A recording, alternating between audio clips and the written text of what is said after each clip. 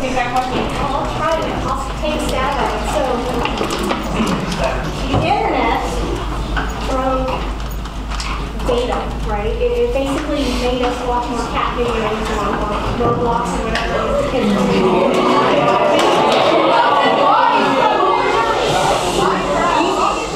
So we're here. And then we have these apps that the parents up here like to use to babysit. Right now I'm tracking my dog on UT's campus, right? That's the internet thing. Where we start automating things that we used to do for ourselves. So where I think it's going to get cloud computing, we're going to need more cloud. We're going to need more data.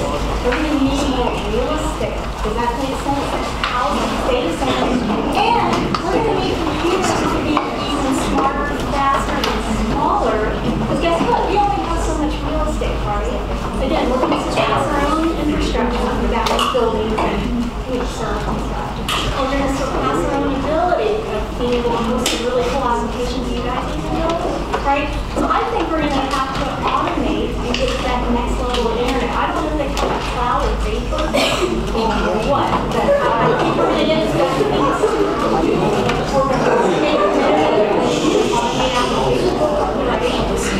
We see some AI evolve, but I think there's a whole industry. Does everybody know what AI is? Yes. But you understand, just like your cat videos and your YouTube videos help us to make smarter jobs, I think AI and internet are going to have to drive us to make smarter jobs. So there will always be a job. Does that make sense? Yeah. Does that answer your question? Yes, it does. Can I give a real example about where this might go and how important this is? My dad passed away a couple of years ago, but one of the diseases that he had as he aged was diabetes. And the device, but diabetes is something that most of the people that have diabetes can control it. If they eat right, if they eat a little bit better, if they take the medications that they need, but it's really hard to monitor it. For my dad, he had to take a drop of blood 4 times a day, and it was just really a painful thing for him. As he got older, he forgot to do these things, and it was just really tough to monitor it. One of my friends at work just got a device that now is implanted, not implanted, but attached to the arm that goes for 20 days. And she takes her cell phone and she scans it, and it shows the pattern without any kind of break. It's not like my dad, when he took a sample of blood, it would be that point and that point only. Now my friend literally looks at the entire band across the whole day, knowing how does she need to adjust her medication, how does she need to reduce it, increase it. That's one area where we can live a significantly better quality of life if we are able to control using the Internet of Things, using bio devices that can sense things, and that covers just a whole bunch of issues that we can have. Just physically. Imagine not just monitoring people, but monitoring machines and monitoring planets, monitoring animals that are in the ocean. You do need to hurry up and fix the vapor, get the vapor going. I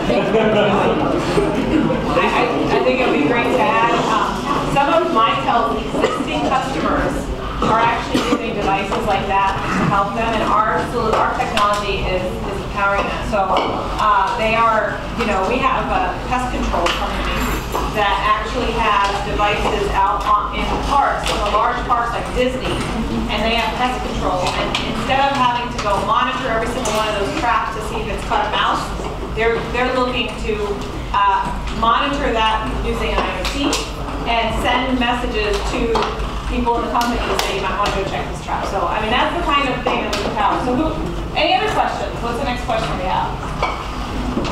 So I'm just quite curious, what exactly do you do with this business degree at a technology? So the question is what exactly would you do with a business degree at a technology firm? Who would like to answer that? I started my career as an application developer. And the reason why I began to transition out of doing application development and into more of a business-centered role was because I really like to get out and talk to people, and my bosses wanted me to actually write code. And that creates tension because If you're not producing code, you can't have a job as a programmer, right? So I ended up coming here and getting my MBA in marketing. And so what I was able to do, it benefited me twofold. Number one is that a lot of the other people who started in business and got into various jobs had a learning curve they had to overcome as they went and worked into a technology firm.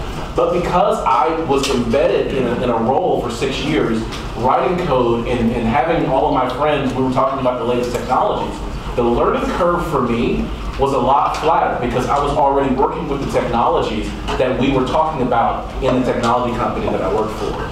And so it was that exposure that I had to technology that gave me an insight into the work that I was doing, which meant that the engineers that I had to work with, I already spoke their language, which meant that the types of technologies that they were building new products with, I had already been exposed to. Where everyone else was having to go to training classes and things like that, I was already there. The other thing is that having had a career in application development and then going into marketing made me one of the few marketers at my company. It was a 70,000 person company who could program. And that is a powerful thing because I still have to work with data. I still have to work with all kinds of other things. And if you can't easily build a pivot table in Excel to do it, you sometimes have to write a macro. And my very first job at this company, having merged a marketing career and an application development career, was to write a macro that kept 2,000 answers that were put into a spreadsheet for an RFP, which was a $2 billion opportunity. I had to keep 2,000 answers in sync between an Excel spreadsheet and a Word document, because both of them had to be submitted to two different parts of Verizon, which was the company at the time. That we were proposing to. And so what ended up happening was, every time they had to update the answer, it was taking days to make version control updates. But because I had a STEM background in a marketing or business type role, I was able to write a macro that synchronized what took them days in minutes. And we won the deal because of that, because it sped up the time that it took to answer that RFP. So those are the ways that you can merge a STEM career or STEM background into a business type of role and really make an impact with a company. And Hagar, you don't have a STEM degree, but can you tell us about your experience coming into a technology company with a non-STEM degree but your business background? Yeah. So when I was in college, I learned that you You might need to speak up a little more. bit. Okay. So while I was in school, I just learned that I should focus more on the skills that I had, and I can take it to any field and put that in there. And now that I work in design, I go through the creation process quite a lot. Where I create something, I don't like it, I start over. Or I create something, somebody else doesn't like it, and I start over. So just having that background that allows you to be like flexible with your job and allow you to like make adjustments and recreate and stuff like that. Question in the back room. Yeah, what's your main medium of design? What's your main medium of design? Medium, like, what did you major in college and how did you transfer those skills to the role you have today? So I graduated with emerging media and communications, and I have an Adobe kind of background. So I work in Premiere, I work in Photoshop, Illustrator, stuff like that.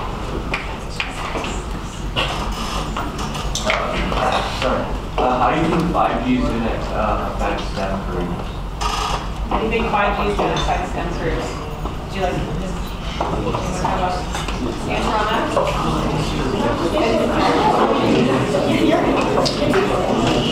Do you understand what 5G is? It's not going to make 4G go away. I know, but when it, just connecting everything a lot more than just being able to block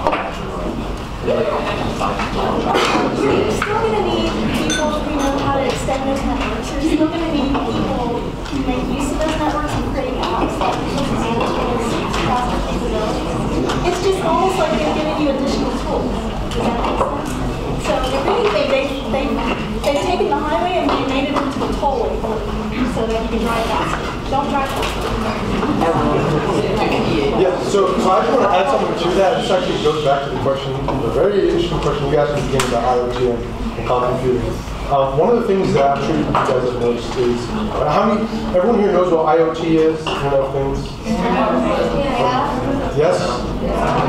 Okay, well, yeah, it's giving machines a voice. It basically takes everyday objects that aren't connected to the internet and makes them very high level, and connects them to the network where you can access their data from anywhere in the world, as long as you yourself are connected. Now, having things like 5G and cloud computing, believe it or not, those don't push the limits of technology. It's the other way around. People imagine, you know what, I wish this water bottle, I could, without looking at it, tell when it's full or happened to you or done, or my phone will just tell me I need additional water, okay? Without having to look at it. Well, I don't have enough data to do that, or there's too much packet loss, or it's the network isn't strong enough, or my cloud data center can't process it in time to make it easy for me rather than just coming and looking at it. Well, things like 5G is what comes up when you try to build this kind of innovative technology. So when you get 5G up, and when you push those network limits and when you advance them, I remember back in the days of 2G, that none of this existed. Oh my God. And I was one of the days of dial-up. It's what makes those imaginative technologies possible. So how does it affect STEM careers? Well, now you are innovating. 5G comes out, now more is possible to build. More is possible to develop. More is possible to connect things that in the past weren't connected.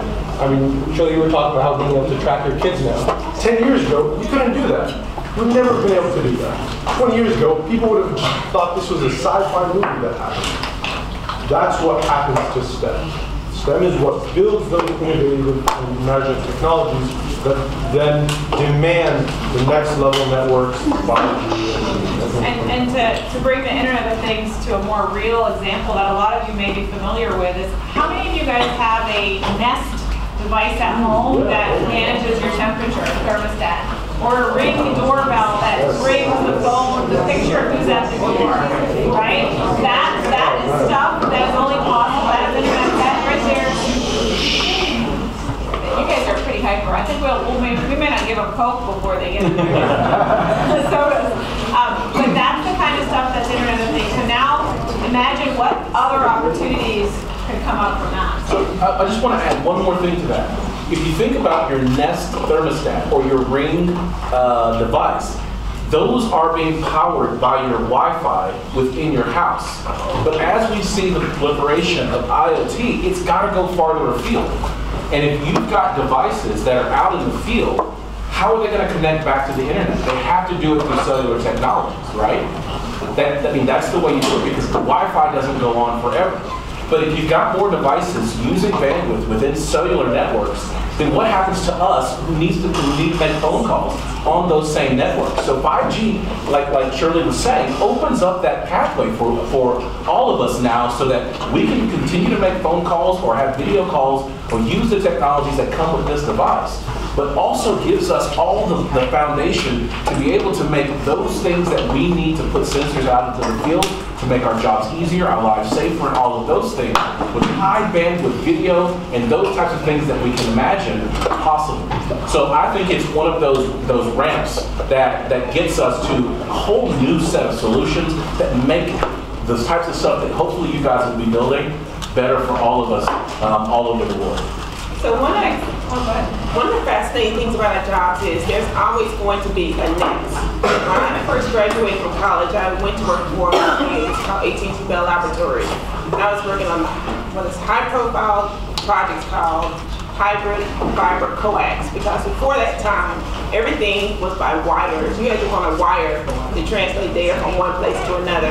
So to do a hybrid of fiber and coax, that was like, oh my, like mind-boggling.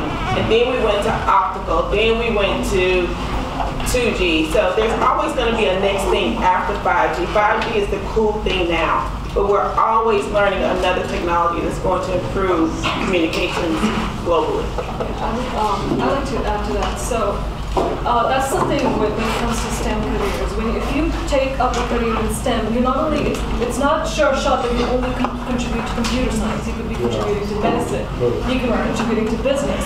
So STEM is so widespread today that it's so integral because everything right now is affected by technology, which is why it makes this field so much more exciting, which is why everybody keeps saying, and there are so many career opportunities in STEM. I've seen this very common stereotype like amongst middle schoolers especially, where they say like, if I code, will I just be sitting behind a desk for 12 hours and coding? No, not necessarily, not at all. You could be part of like user experience in design. You could be part of like product management, which is like a whole different aspect. And you could be part of, there are like entire careers based on just fulfilling this communication gap between a coder and user. So it's like, this is like there's a whole spectrum of things to do with a STEM career. And to give you an example, I spent last semester and last summer researching in medicine. I'm a computer science student. I had no idea what medical imaging meant, like CT scans and MRIs. And this professor comes up to me and says, hey, I have this research project. Would you be interested? I'm like, what will I be doing? And he said he'll be studying MRI images and telling them like if a nodule is cancerous or not. And I'm like, wait, I'm computer science. I have no idea. Like, it's just a black and white image to me with like fuzzy objects or something.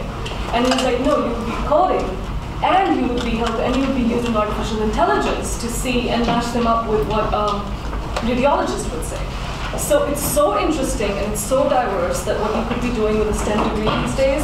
And these technologies, 5G, IoT and stuff, they're all integrated these days. So it's not just like one separate aspect.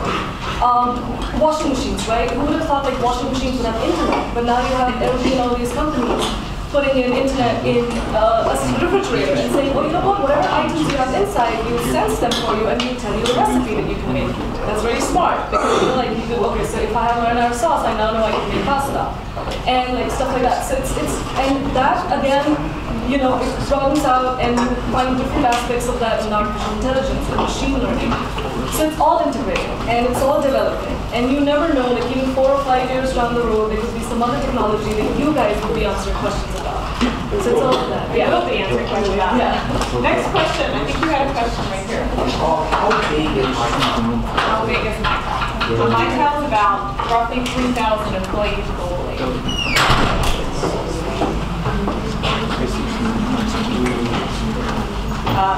Yellow shirt. How will quantum computing affect the tech industry? How will quantum computing affect the tech industry?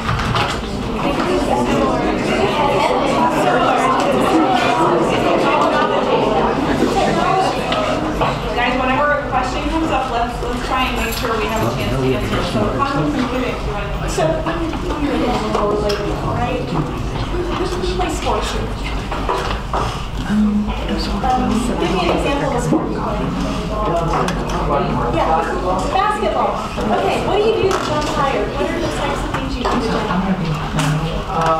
You put weights on your feet. Okay, that's the perfect example. Weights. How do you attach the weights? Are they attached separately or to your shoe?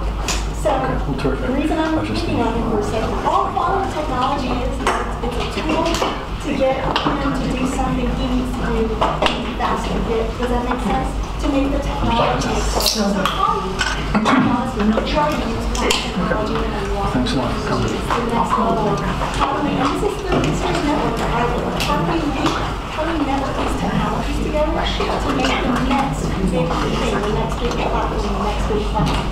Does that make sense? So it all has a role, whether each straps on the weight separately or combines with the machines that have them on, they're all solving that same thing. How does he get to jump higher or get better? Same thing. How do you go to the internet or a service so that you're not going, why is this not working? Why can I not my phone? Does that make sense? Yeah. So relating back to the whole purpose of quantum computing, as that is more expanded to general end users and people who are more consumer-based, how would we have to change our encryption to suit the power that So the question was, how do we have to enhance our encryption to address? So it's almost like enforcement, right? We have to look at what it enables, and then we have to set rules for ourselves. Like what do we allow to do? Does that make sense? Yeah. So it's almost like you have to put, as we develop that